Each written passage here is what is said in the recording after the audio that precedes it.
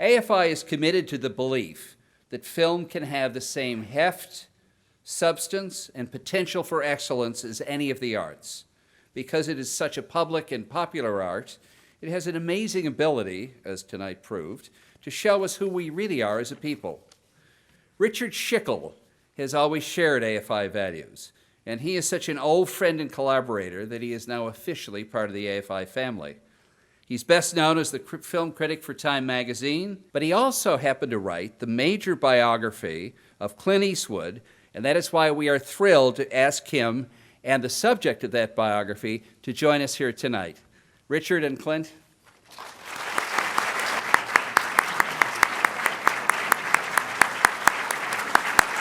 The reason, other than the 60th anniversary, that this picture was chosen is that it is a fairly well-known fact that it's among Clint's favorite movies, which you must have encountered when you were about 13 or maybe 14. Now, what did you think when you saw on the marquee the Oxbow incident?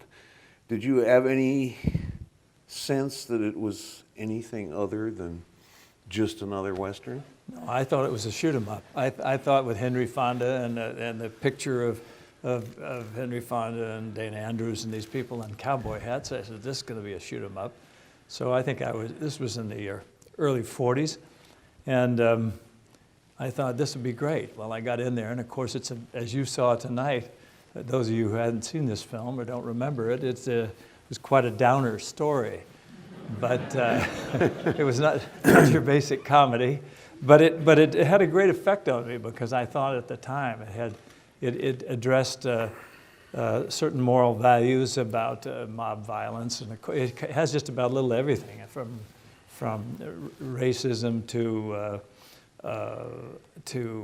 pseudo-machoism to the father-son relationship, and it just had so many thoughtful things that even as a kid I appreciated it very much, and so it always stuck in my mind. And I've seen it 2 or 3 times over the years, but I forgot how well it plays, and there's so many wonderful character actors that we all remember that it's hard not to really enjoy the film.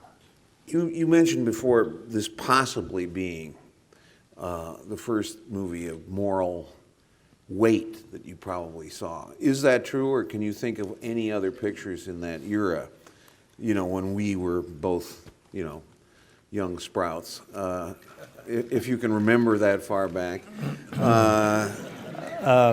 Was there anything else that had any kind of picture that had a similar impact on you at that time? Well, a lot of pictures had an impact on me, but most of them were based around just entertainment in general. But this one was the first one that sort of jarred me into a thoughtful. Usually, when you went to westerns in those days, and we all liked to go to them because they were very popular then, you expected a certain amount of action, a certain amount of entertainment. But then when you got into this one, and there was something about the way it was made, and where Wellman, he very cleverly bookended the picture with starting out in the saloon and ending there, even the dog crossing the street and crossing back, but then he got the fights in it were not regular fights that you saw in westerns. They were kind of mobs reeling back and forth. Yeah, and they're not terribly well defined as fights. Not I mean, really it's kind of a wrestle and a quick piece of action, and it's over. It's not. And it's not a very expensive film, as you can see inside. A lot of interior sets, and you can hear the echo from the reverb in the sets, which is very bad. And then there's plastic rocks in the back and stuff like that. But he draws you into the story to the point where you don't care. And that's the difference. A lot of pictures nowadays, you take a lot of care and you'd have fabulous effects. You could do much better by it, but you may never have the depth of the emotion that these people brought to it. I'd forgotten that unique framing where, well, you can describe it better, but I think it's. I've never seen a shot like that. Well, it was actually just so in simple. a commercial. Somebody would say, "Wait a minute, we better reshoot. That's a mistake." It looks like a mistake because you say, "Well, you've got to see his eyes. You got to see Henry Fonda's eyes. We're paying a lot of money for him." But the cleverness of it, and you can see the camera move in. The cleverness of it is he moved the camera into a point where the brim of the hat covered his eyes, so you only saw his mouth talking, and then you saw all the reaction through Harry Morgan's eyes. Yeah. And it was great because it was so motionless. Yeah, no, Wellman was a pretty bold filmmaker in his day, and he innovated. I guess historically you would know this better than me. He did win the first Academy Award for a motion Wings, picture. yeah. Yeah, for Wings.